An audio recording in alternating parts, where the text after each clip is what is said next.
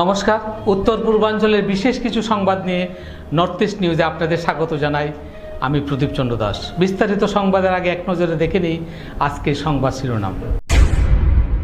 Silchar medical কলেজের blood ব্যাংকে দালালির অভিযোগে হাতে নাতে আটক 2 ব্যক্তি। বিয়ের 2 মাস পরেই নেমে এলো শোক, ডাকবাংলায় বিদ্যুৎস্পৃষ্ট হয়ে যুবকের মৃত্যু। হাইলাকান্দির 40 দিনের শিশুর মৃত্যু, এবার পিতার বিরুদ্ধে হত্যার অভিযোগ।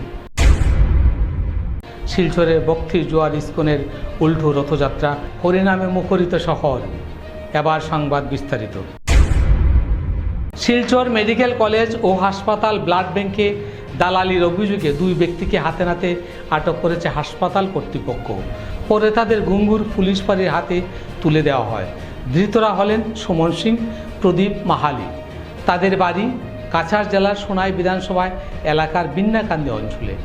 জানা গেছে, শ্রীভূমি জেলার রামকৃষ্ণনগরের বাসিন্দা তৈমুর নেসা 35 বছর বয়স গত শনিবার থেকে শিলচর মেডিকেল কলেজ হাসপাতালের প্রসূতি বিভাগে চিকিৎসাধীন রয়েছেন। চিকিৎসকরা তার জন্য রক্তের প্রয়োজন হওয়ায় পরিবারের সদস্যদের রক্তদানের পরামর্শ দেন। অভিযোগ অনুযায়ী রক্তের ব্যবস্থা করতে ব্যস্ত থাকা পরিবারের সদস্যদের কাছে এক ব্যক্তি এসে দাবি করেন তিনি রক্তের ব্যবস্থা করে দিতে পারবেন। পরে রোগীর স্বামী নামর উদ্দিন অভিযুক্তদের সঙ্গে যোগাযোগ করেন। অভিযোগ, রক্তের ব্যবস্থা করে দেওয়ার বিনিময়ে অভিযুক্তরা 5,500 টাকা দাবি করেন। পরিবারের সদস্যরা টাকা দেওয়ার প্রস্তুতি নেওয়ার সময় হাসপাতাল কর্তৃপক্ষের সন্দেহ হলে 2 ব্যক্তিকে হাতে নাতে আটক করে ঘুঙ্গুর পুলিশ ফাঁড়ির হাতে তুলে দেওয়া হয়। অন্যদিকে ধৃত 2 ব্যক্তি অভিযোগ অস্বীকার করে দাবি করেছেন তারা রক্তের জন্য কোনো অর্থ দাবি করেননি, শুধু চা নাস্তার জন্য কিছু টাকা দাবি চেয়েছিলেন। এ বিষয়ে শিলচর মেডিকেল কলেজ ও হাসপাতালের সুপার ডাক্তার বিকাশ সান্যাল জানান, হাসপাতালের সক্রিয় দালাল চক্র ও চোর চক্রের বিরুদ্ধে কঠোর ব্যবস্থা নেওয়া হচ্ছে। তিনি রোগীর পরিবারকে কোনো দালালের প্রলোভনে না পড়ে সরকারি হাসপাতাল কর্তৃপক্ষের সঙ্গে যোগাযোগ করার জন্য আহ্বান জানান। ঘটনার তদন্ত শুরু করেছে ঘুঙ্গুর পুলিশ। তদন্ত শেষে প্রকৃত ঘটনা সামনে আসবে বলে পুলিশ সূত্রে জানা গেছে। নর্থ ইস্ট নিউজের প্রতিনিধি হিফজুর রহমান বরবুইয়ার প্রতিবেদন। কি হয়েছে ঘটনা? আমার বউ ছোট আছে, তারা ছোট কালকে রাত্রে বিয়া হয়েছে, তারা ব্লাড লাগে। এই বউর লোকে যে আমার বউর বোন আছে, তারা লোকে কথাবার্তা করছে। তারা আমার ফোন করে কইছে যে না, মানুষ পাইছি, পয়সা লাগবে। ঠিক আছে, এখন রক্ত তো লাগাইছে, দেখো কালকে সকালে আইতো। বউ আইছে। দাদা, কত টাকা লাগবে? 5,500। 5,500 আপনি দিলেইছেন? পয়সা দেওয়া হয়েছে। আজকে যোগাযোগ করছেন? পয়সা উঠাইতে এখনই দাদা আমার ডাকি আনছে। ৰাতিপুৱা ৰাউণ্ড দিওঁ, ৰাতিপুৱা ইভিনিং ৰাউণ্ড দিওঁ। ৰাউণ্ডত গৈ আমি এটা পেচেণ্টৰ কমপ্লেইন পালোঁ যে তেওঁ ব্লাড দৰকাৰ, প্ৰেগনেণ্ট পেচেণ্ট। তো আমাৰ ইয়াতে নিয়ম হ'ল যে এক্সচেঞ্জ ডনেশ্যন হয়। পেচেণ্টে পুনৰ আনিব লাগে, পুনৰ আনিলে ব্লাডটো হেৰিকে আমি এক্সচেঞ্জত ব্লাড দিয়া হয়। তো বহুত সময়ত ইয়াত দেখা যায় যে পেচেণ্টবিলাকৰ ব্লাডৰ যোগাৰ কৰিব নোৱাৰে বা ডোনাৰ আনিব নোৱাৰে। তো সেইবিলাক ক্ষেত্ৰত দালালবিলাকে এটা অপাৰেশ্যন লৈ যায়। আজি এইটো ক্ষেত্ৰতো হৈছিলে কি, এজনে তেওঁক এপ্ৰ'চ কৰিছে যে মই ব্লাডটো দিম, তাৰ বিনিময়ত সিহঁতৰ টকাৰ লেনদেন হয়। তো এই বস্তুটো গম পাই কোনে হেৰি কৰিছে তেওঁক ধৰা হ'ল, ধৰি পেলাই আমি ইনষ্ট্ৰাকশ্যন পাই দিছোঁ। পেচেণ্টৰ এটাই অনুৰোধ যে এইরকম দালাল চক্ৰৰ হাতত যদি নপৰে, কিবা প্ৰব্লেম হ'লে ডক্টৰ থাকে বা কিবা বেছি প্ৰব্লেম হ'লে আমি ছুপাৰিণ্টেণ্ডেণ্ট ছাৰ আছে, প্ৰিন্সিপাল আছে, ছুপাৰিণ্টেণ্ডেণ্ট আছোঁ, আমাক এপ্ৰ'চ কৰিলেও হ'ব। কিন্তু আমাৰ যিটো নিয়ম যে ব্লাড দিয়াৰ, কাৰণ ব্লাডটো আমাৰ ষ্টকত আমি ৰাখোঁ ফৰ এক্সচেঞ্জ, যাতে ব্লাড বিক্ৰী বা হেৰি কৰা নাযায়। ব্লাড কাৰোবাক যদি ব্লাড লাগে, তেওঁ এটা ডোনাৰ আনিব লাগিব, তেওঁ ব্লাড এটা ডোনেট কৰিব, তাৰ বিনিময়ত আৰু এটা ব্লাড দিয়া হয়। সেইখিনি এটা সেইটো আমিও ৰেগুলাৰ কমপ্লেইন পাওঁ কাৰোবাৰ পাৰ্টছৰ পৰা চুৰি কৰি নিদিয়া, কাৰণ ভিৰটো বহুত বেছি। তো আমি এতিয়া এটা ড্ৰাইভ চলাইছোঁ, ভিৰ কমাৰ কাৰণে দেখা যায় আমাৰ কেম্পাছত আনঅথৰাইজ অটো, কমাৰ্চিয়েল ভেহিকেল বহুত থাকে। তো এইবিলাক বস্তু আমি পৰিষ্কাৰ কৰি দিব পাৰিলে তেতিয়াহ'লে এই ভিৰটো কমি যাব আৰু চোৰ হেৰিও এইবিলাক মানে সাহস নাপাব।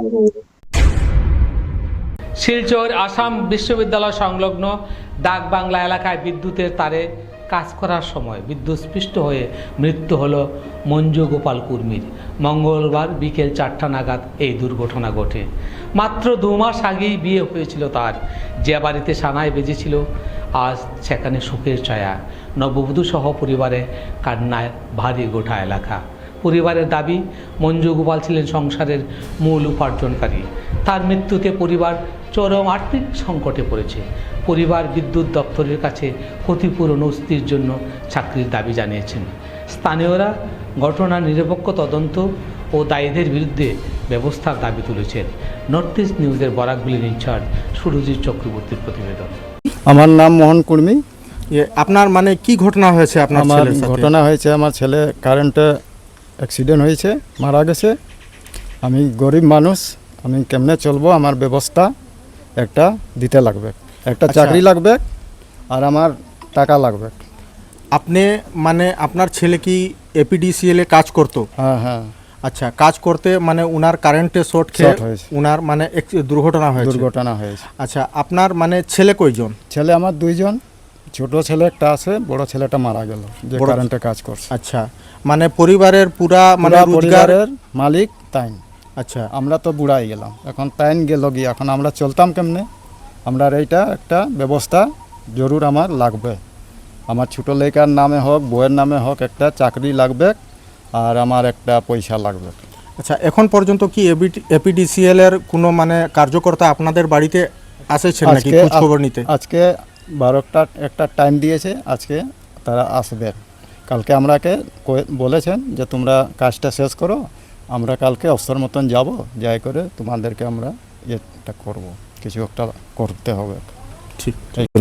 যেখানে মানে কাজ হচ্ছিল, যেখানে দুর্ঘটনা ঘটেছে, কি তখন আপনি এখানে উপস্থিত ছিলেন? হ্যাঁ, উপস্থিত ছিলেন। আচ্ছা, ব্যাপারটা কি হয়েছিল, মানে কেমনে হয়েছে একটু আপনি বিস্তৃতভাবে মানে বলেন। ব্যাপারটা ছিল, আমরা তো যেটা প্রপোজ কাজ করার আছে, এইসব লাইন কাটে এরপরে জাম্পার আউট করা হয়েছিল। সকাল 9টা পর্যন্ত কাজ করতেছিলাম, কাজ করতে করতে ওটাই লাস্ট পোল ছিল মানে। তো সারাদিনে তো এমন কিছু হয়নি। এরপরে বিকাল 4টার সময়, 4:30 4:30 হবে, এই টাইমে হঠাৎ করে দেখলাম ও শর্ট হয়ে গেছে। এরপরে তো আমরা সঙ্গে সঙ্গে বাসুস দিয়ে ওকে গিরালাম, গিরার পরে প্রেসার করলাম, শ্বাস চলেছিল, দাঁত লেগেছিলো। ও সঙ্গে সঙ্গে গাড়ি দিয়ে ওকে হসপিটাল নিয়ে গেলাম। হসপিটাল নেওয়ার পরে তো ডাক্তার চেক আপ করে বলছে ও নেই। এরপরে আমরা তদন্ত করলাম যে লাইন তো সব কাটাই ছিল, চেক করলাম তো দেখা যাচ্ছে এটা ইনভার্টার নাইলে ইউপিএস থেকে ব্যাগ এসেছিল কারেন্ট। ইনভার্টার নাইলে ইউপিএস থেকে ব্যাক আসেছে, মানে এইটা আপনি মানে পুরো শিওর বলতে পারছেন? হ্যাঁ, আমাদের যেটা কাটা যে লাইন, ওটা তো পুরো কাটাই ছিল, সারাদিন কাজ ওই লাইনেই করছি আমরা। এটাই।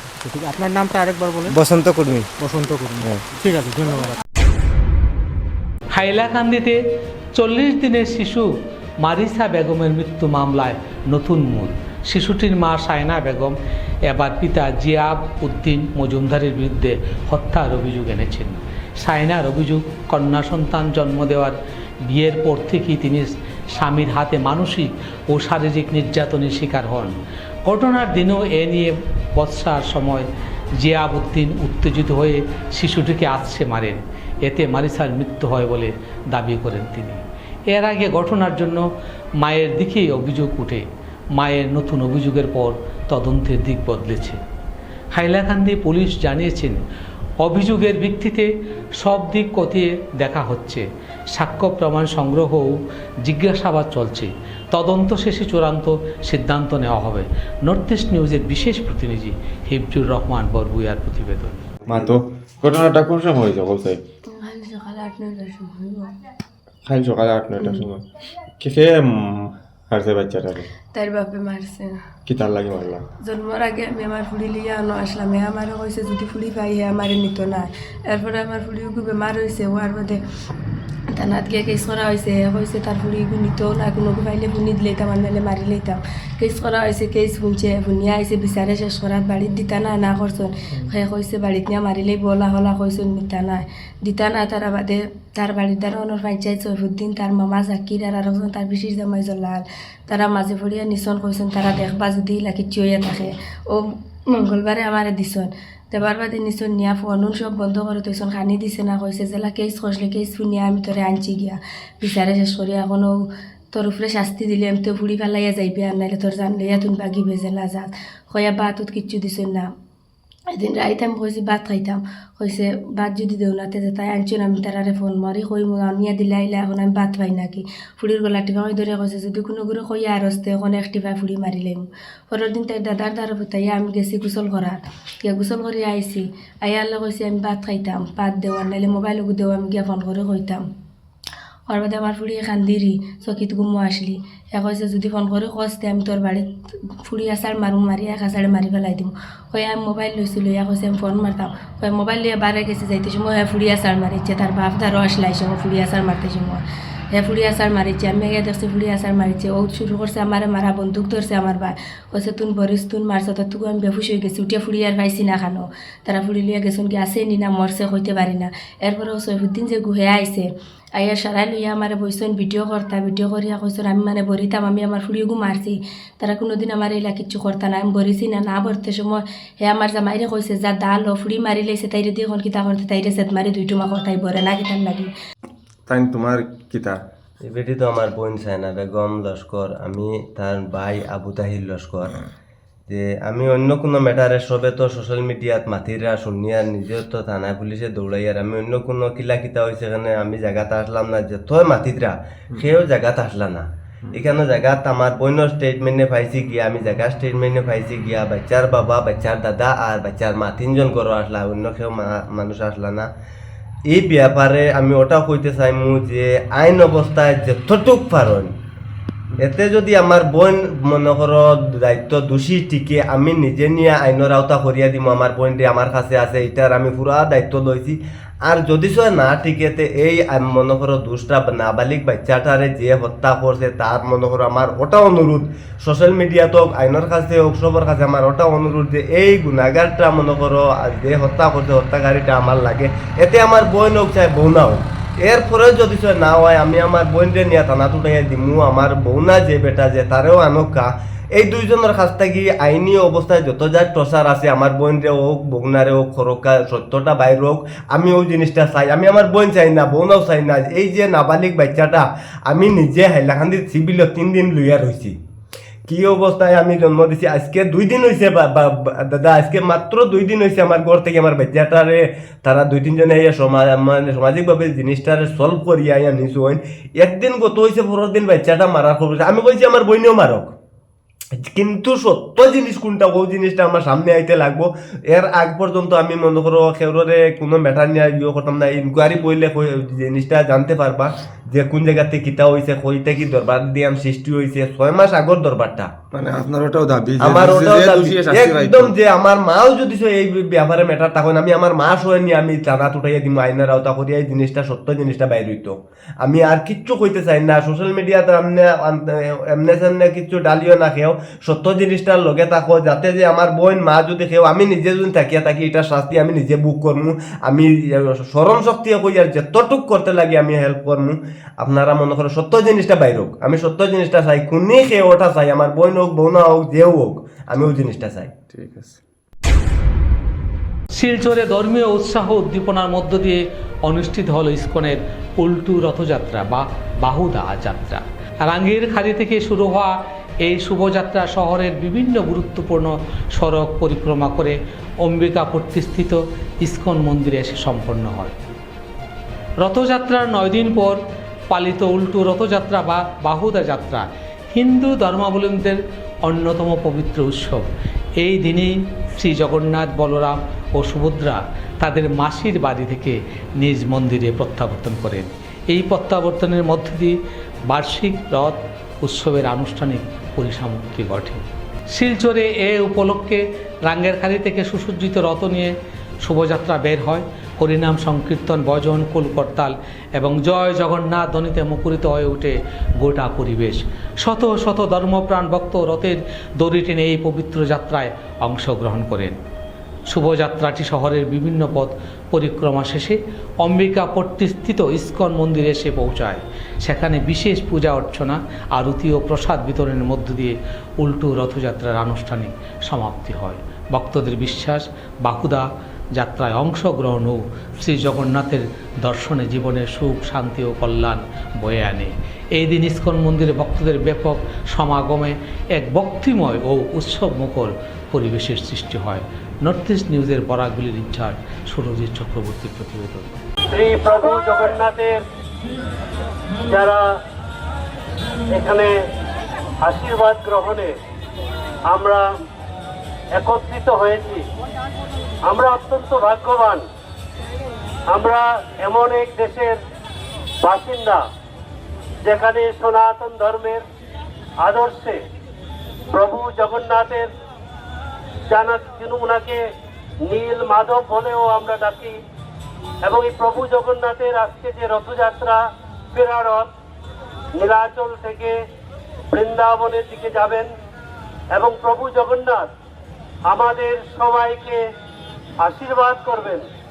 এবং এই যে রথযাত্রায় অগণিত মানুষ এখানে একত্রিত আমরা হয়েছি, আমাদের একটাই উদ্দেশ্য, ধর্মের সাথে থাকা, ধর্মের সাথে নিজেকে নিয়োজিত করা। কারণ আমরা জানি যে ধর্ম এবং অধর্ম তার যে বিশ্লেষণ সনাতন ধর্মে করা আছে, তার মূল বক্তব্য হলো ধর্ম মানে কি? ধর্ম হলো সত্য। অধর্ম মানে কি? অধর্ম হলো অসত্য। অর্থাৎ আমি যদি সত্য পথে থাকি তাইলে আমি ধর্মপ্রাণ মানুষ। এবং এই আজকের দিনে অগণিত ভক্ত যারা এখানে এসছেন, আমাদের জাতি নেই, আমাদের ধর্ম নেই, আমাদের বর্ণ নেই, আমাদের কিছু নেই, আমরা সবাই একাকার। আপনি কি আপনার ঘর কিংবা প্রতিষ্ঠানকে সুন্দর করে গড়ে তুলতে চাইছেন আর সাথে চাইছেন ভালো ও সুলভ মূল্যে প্রয়োজনীয় সামগ্রী ক্রয় করতে? তাহলে দ্বিতীয়বার না ভেবে আজই চলে আসুন শিলচরের দাসকলোনিতে অবস্থিত ঋতুরাজ ট্রেডিং কোম্পানি অথবা সোনাই রোডের খালেদ ভবনের বিপরীতে বাইক সেন্টারের পাশে সমীক্ষা ট্রেডিং কোম্পানি। এই উভয় স্থানে tiles, sanitary items, chimney, water purifier, CPVC, uPVC, PVC items, ডোর উডেন, সিনটেক্স সহ অনেক বিখ্যাত ব্র্যান্ডের সামগ্রী সুলভ মূল্যে পাওয়া যায়। আপনারা আসুন, যাচাই করুন ও ঘরকে সুন্দর করে গড়ে তুলুন। বিশদ বিবরণের জন্য যোগাযোগ করুন 9401432969 ও 6377990269 নম্বরে। ধন্যবাদ। আজ বিকেলে দলাই থানার লাইলাপুর পুলিশ ফাঁড়ির কর্মীরা লাইলাপুর ফরেস্ট গেটের কাছে অভিযান চালিয়ে 2 সন্দেহভাজন মাদক পাচারকারীকে আটক করে। আটককৃতরা হলেন কামরুল ইসলাম মজুমদার 45 বছর বয়স, পিতা আলী আহমেদ মজুমদার, এবং মনির উদ্দিন লস্কর 82 বছর, পিতা মৃত কটু মিয়া লস্কর। উভয়ের বাড়ি লাইলাপুর থানা ধলাই।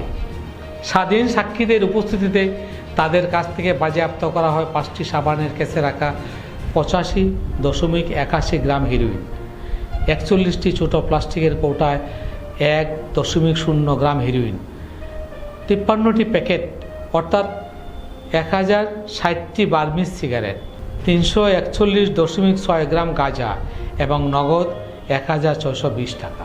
আটককৃত 2 জন ও বাজেয়াপ্ত সমস্ত দ্রব্য পরবর্তী আইনানুগ ব্যবস্থা গ্রহণের জন্য ধলাই থানায় নিয়ে যাওয়া হয়েছে। নর্থ ইস্ট নিউজের বরাকগুলির ইনচার্জ সুরজিৎ চক্রবর্তীর প্রতিবেদন। শিলচরের আশ্রম রোডের মহাদেব বাড়ি লেনের প্রায় 200 মিটার রাস্তা 2 দিনে মেরামত করে চলাচল স্বাভাবিক করল যুব শক্তি ক্লাব। বর্ষায় কাদায় অচল হয়ে পড়া রাস্তায় বৃহস্পতিবার ও শুক্রবার ক্লাব সদস্যরা নিজেদের শ্রম ও খরচে গর্তে পাথর, ভরাট ও কাদা সরিয়ে রাস্তা ব্যবহারের উপযোগী করেন।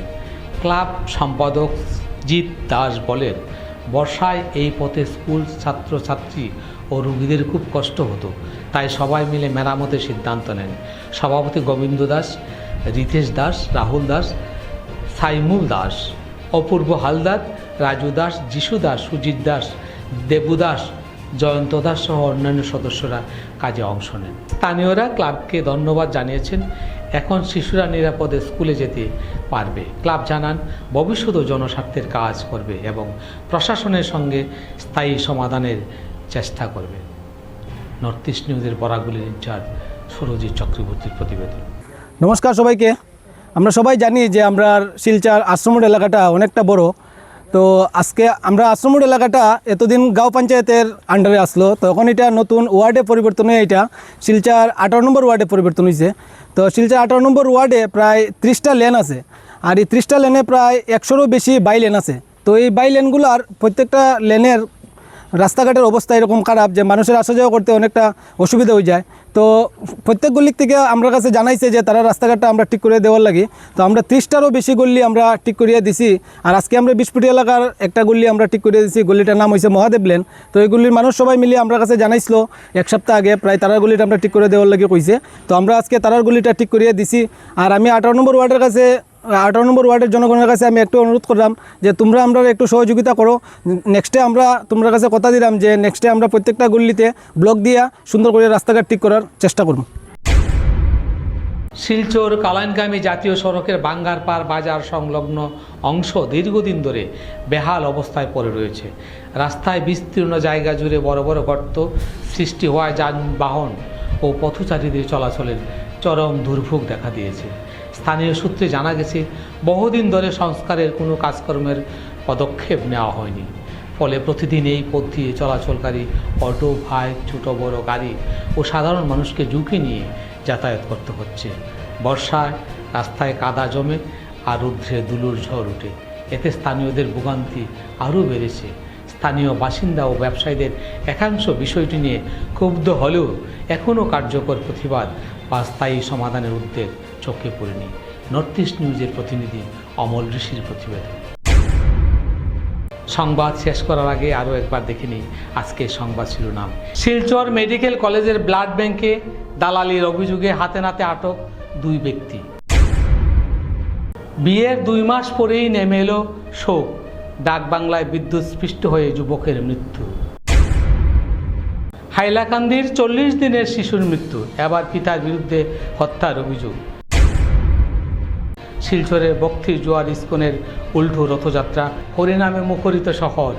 এসিসি নেটওয়ার্কে নর্থ ইস্ট মিডিয়ায় প্রতিনিয়ত বিভিন্ন সংবাদ, সঙ্গীত, নৃত্য, আসন, ক্রীড়া, চলচ্চিত্র, বিনোদনমূলক বিভিন্ন বিষয় প্রচারিত হয়ে থাকে। তাই সদা সর্বদা ভারতের উত্তর পূর্বাঞ্চলের পাশাপাশি অন্যান্য স্থানের বিশেষ কিছু খবরের জন্য দেখতে থাকুন নর্থ ইস্ট নিউজ। ধন্যবাদ।